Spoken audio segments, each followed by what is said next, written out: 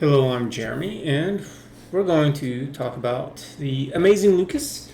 If you're wondering why I do so many reactions to other videos, it's because I'm brand new to this, so I don't have followers. So he's got a lot of followers, and they do suggestions for him. But for me, it's just kind of me, and it's just a lot easier to see kind of what's hot and what's not by seeing what's just there on the internet.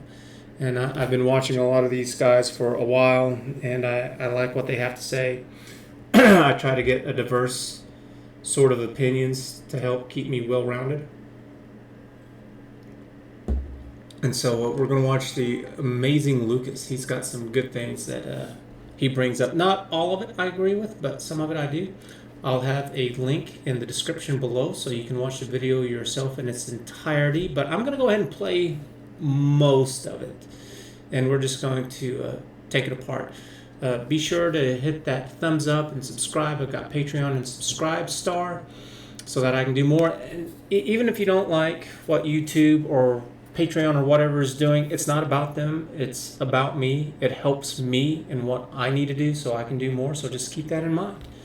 So let's go ahead and let's get into it. So the video is titled Adam Toledo Footage Goes as Expected. And it's like, yeah, he's right with this. So let's go ahead and start. He starts off by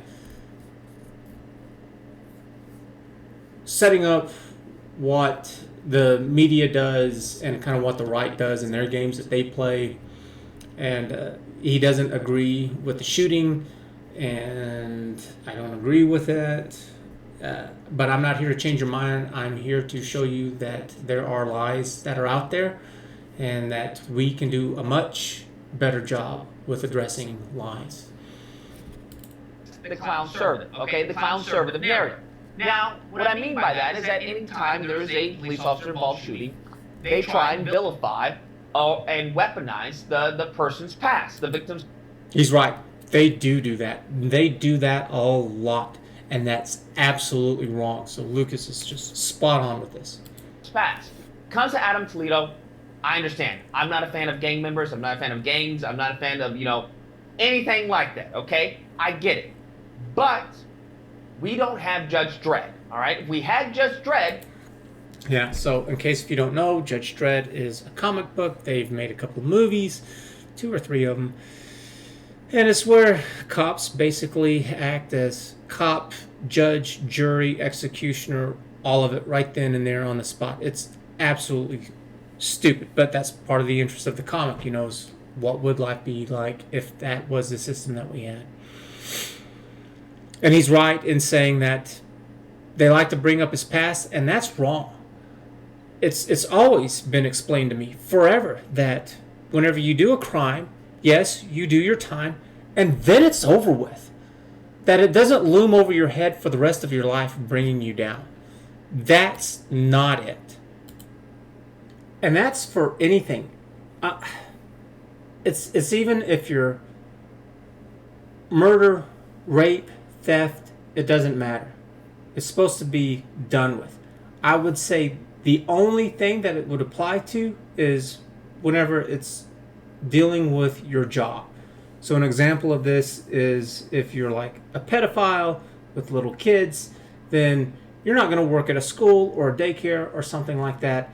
If you are violent, then you're not going to work at a gun store, things along those lines. But other than that, no. And so whenever you go and you're running an application for somebody, something that it should pull up is that if you are like a gun store, then it should only pull up violent felonies or charges or whatever, nothing else. Even if the guy or gal is a pedophile, it wouldn't pull that up because that wouldn't be pertinent. And it's because we want to be able to reform these people so that they can be productive members of society and not keep them under the boot for the rest of their lives. No, we want them to learn and to do better. And I know how to deal with this. I know how to deal with all this stuff. And it's just a matter of time. At some point in time, I know my videos or in my YouTube channel is going to get really good. I'm going to get better at producing these things and making them. And people are going to get involved with this. And whenever I don't think it'll be too much money. And it'll start me going. I think $10,000, kind of round the bottom end, up to about 100,000. That's not a lot in the grand scheme of things. So let's continue. Then I would understand. If you're going to be, the executioner, judge, jury, and executioner, then so be it. But we don't have Judge Dredd. The whole purpose for you to take these people and put them into our justice system so we can find out whether they're innocent or they're guilty, so that justice, law and order can be applied. Their goal isn't just to just off them just because they're a criminal. Yeah, and that's absolutely right. If you are so scared that the first thing that you do is pull that trigger to that gun, man, there's something wrong with you. You have chosen the wrong career path. You need to go do something else. That's garbage. I don't want any cop shooting at me or my friends or family or even just strangers, because if they're willing to do that to them, then why not me? I don't want them being scared and being stupid or anything like that. Because with every encounter that I've had with the law, whether if it's just something stupid like a speeding ticket, I'm not jumping up and down with joy. I'm not happy about it. I'm tense. I'm upset.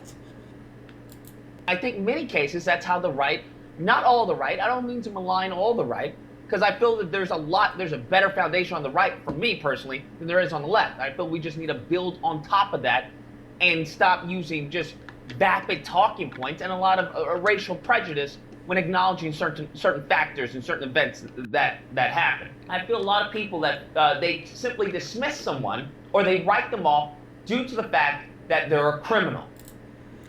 Absolutely right. They do this on both sides. They want to dismiss everything because they don't have good principles, and they want to change it to fit whatever it is that they think, instead of actually doing what's right or wrong. But, it was a kid. It was 13. Oh, you get what he deserves. Doesn't matter if your rights are in front. Now, I've seen the video, and he's going to show the video here, and some things that I've noticed that at least it struck with me, and we'll talk about this whenever you friends, or they're treating you poorly, if it was a bad shot, none of that matters as soon as they establish that you're a criminal. Once again, I'm not going to do that. I'm not going to acknowledge that because it has no bearing on this case. It has no bearing on this shooting. He's right. Those are two different instances. What's in the past is in the past, whether if you like it or not. That doesn't matter. Your feelings aren't accountable. My feelings are not a part of it. Nobody's feelings are a part of this. They're two separate things. Whatsoever. What happened in this story, from my understanding, 8 shots have been fired. Police are called. All right. The only 2 people in the vicinity are these 2 individuals, adult and this kid. The kid, they pass something to one another, and then I do like that he shows this stuff, and he's got like a little link right there. So if you want to go check it out yourself, you can put that in and go look at it. Officers go and try to do an investigation. Boom, take off, right? He has something, all right? The officer tells him, hey, stop, drop it. It's not listening. Gets to a point where he gets to the fence, and the officer's like, hey, show me your hands. So the kid he's about has to show the something in his video. hand, right? Turns around and puts his hands up. He stops, and he puts his hands up. Stop! Hey, show me your hands! Stop it! And I've seen a little bit more. He shoots immediately, right before he stopped. Right there, right before that video ends, like the very next second, gunshot. Bam! Shot. Instantly. Done. Officer goes and tries to do, a medical aid. It's game over. Now, what many people will try and say is, hey, Lucas, it was a split-second decision. Okay, Lucas? He had to do what was in best interest of his life, okay? And that's a difficult situation. The cop got called. There were reports of gunshots. That there were 8 of them that had been fired already. So can the cop be tense? It's like, yes, but still, this is not a job for cowards.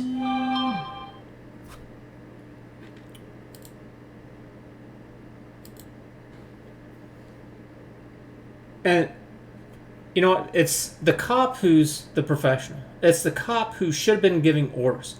You know, if the cop is so nervous about this stuff, he should say things like, don't turn around. Stop exactly where you are. Don't turn around. Put your hands up. Whatever instructions that he wants to give. I absolutely blame the cop on this. And then he's running in the middle of the alley. If he's so scared, why doesn't he at least take a knee so he presents himself as a smaller target? But why didn't he get behind a dumpster or anything? Why did he just come up and just stop? He could have moved back and forth a little bit too, and to try to make himself a harder target. So I don't like that either. And I will say that a part of this is the lack of training. They barely do anything. Whenever I was in there in the military, we did training on a fairly regular basis. Whenever I was an officer out at the prison system, we didn't do jack. He had to use fear for his life, a split-second decision. He had to act. The only problem I have is that it hasn't been verified that the officer was aware of what was exchanged between the two individuals, right? The adult and the child. From my understanding, I think I read the report, there's nothing that says the officer knew that what was in the kid's hand. Yeah, it says object, and they might have done that for a reason, so they could keep it open and vague. So, I mean, there might have been some kind of procedure as to why he had to put that. So you don't know. He's making an assumption right now. He's making assumptions. So, and it's okay. We all do that. But let's just be clear that this is an assumption. Was a firearm. Nothing. Even when he tells him to drop it. He doesn't say drop the gun. He says drop it. So that, for me, seems like you don't know what's in. I've seen plenty of times, too, whenever a cop has said drop it, and it's a gun. So that's a minute detail right there that doesn't ring with me at all. In his hand. Upon him complying with his orders, stopping and turning around, there was no imminent threat. For those of you who believe there was an imminent threat, what was the imminent threat facing the officer's life? His hand?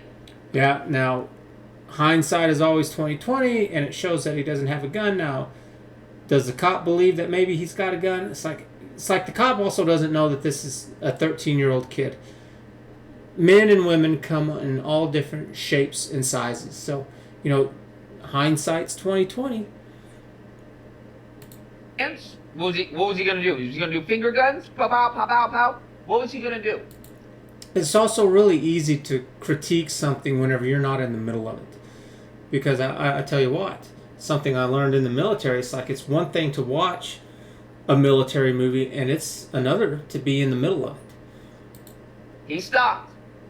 I tell you what, you have to be really damn stupid to just sit on back in the comfort of your own home and think that it's just the same thing whenever you're out there.